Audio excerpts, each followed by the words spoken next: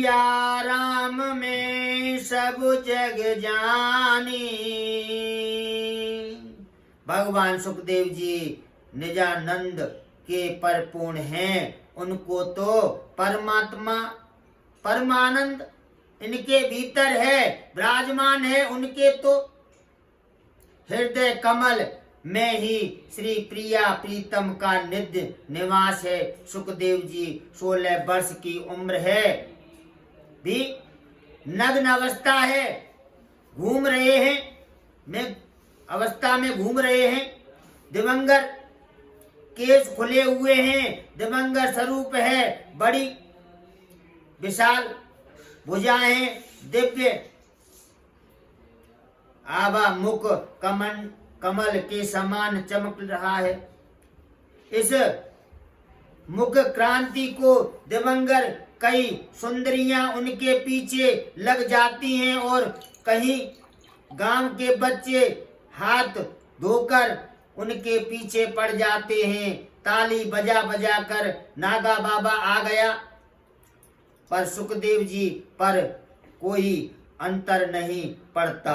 जब सुखदेव जी का दर्शन किया तो जिनके सिद्धि कोटि के संत गंगा तट पर बैठे हैं, सब के सब उठकर खड़े हो गए और सुखदेव जी भगवान की जय जयकार करने लगे।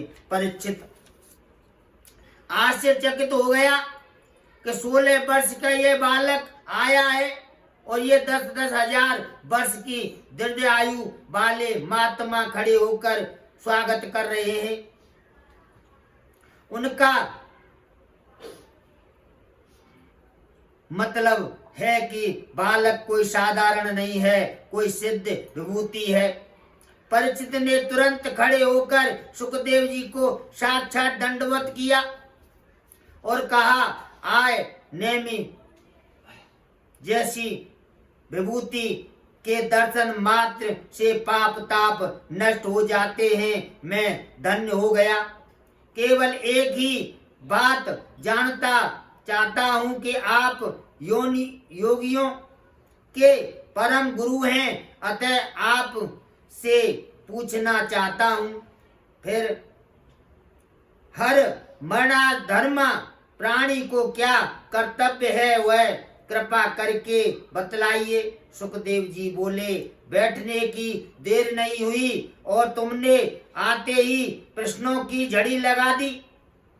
कोई आए तो पहले उसे प्रेम पूर्वक बैठाएं। तो दो परीक्षित महाराज कहते हैं, आप जैसे महापुरुष ज्यादा देर तक कहाँ बैठते हैं, कहाँ गोधुलती गो करती है, इसने समय काल तक ज्यादा टिकते नहीं, इसलिए मैंने तुरंत प्रश्न किया है।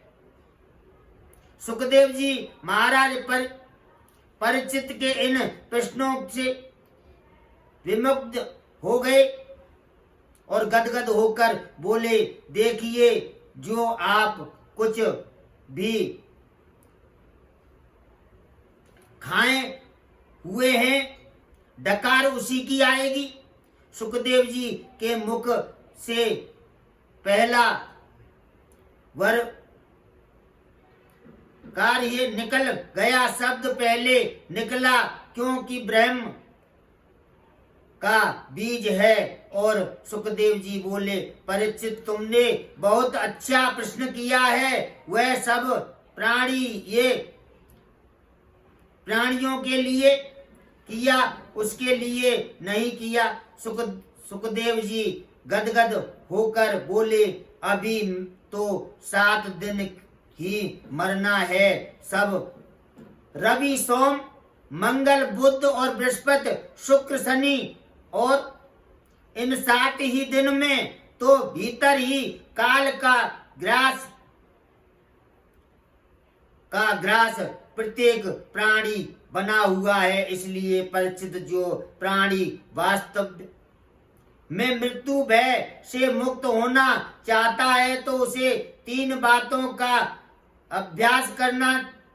मृत्यु से जो अभय चाहता है, यह माधव की शरण में आ जाए। प्रभु की महिमा को जानने के लिए उनकी कथा सुने, ज्यादा से ज्यादा प्रभु का लीलाओं का श्रवण करे। और जैसे ही लोहा बड़ा कठोर होता है, उसको जब गर्म किया जाता है तो लाल हो जाता है, उसी समय उसको जहां से मोड़ना चाहें, तोड़ चाहें, उसको तरफ मोड़ दें, उसी तरफ मुड़ जाता है। ऐसे ही मन बड़ा चंचल है, भजन करते हैं तो इधर उधर भटकता है, तो इधर उधर भटक जाता है। यूं ही समझाया, ऐसा कौन पापी है जो जगत में श्री राम का आश्रय लेकर पावन नहीं हो गया।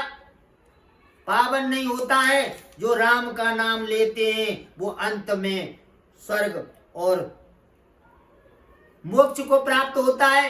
राम नाम इसीलिए संत जन जो भगवान का भजन करते हैं वो अंत समय के लिए करते हैं कि एक समय हमारे मुख से श्री राम नाम आ जाए, या कृष्ण नाम आ जाए, या राधा नाम आ जाए। ये सब पावन नाम है, या सीता राम नाम आ जाए, कोई भी नाम भगवान का आ जाए तो मोक्ष प्रदान हो जाता है। संसार में दो ही आनंद हैं, एक ब्रह्मानंद और एक ब्रह्मानंद। विषयों का भोग हो जे आनंद मिलता है वह है ब्रह्मानंद। उनसे विषयों को आगे बंद करके रघुवर अवस्था है, अथवा समाधि अवस्था में जो महापुरुष को प्राप्त हो जाता है वह ब्रह्मानंद है। सुखदेव जी परीक्षित को समझा रहे हैं, जबकि 60 वांग के एक ही मुहूर्त में मुक्ति पा ली तो आए 7 दिन तो बहुत बड़ी है। परीक्षित से इस बात को गदगद मृत्यु का भय तुरंत।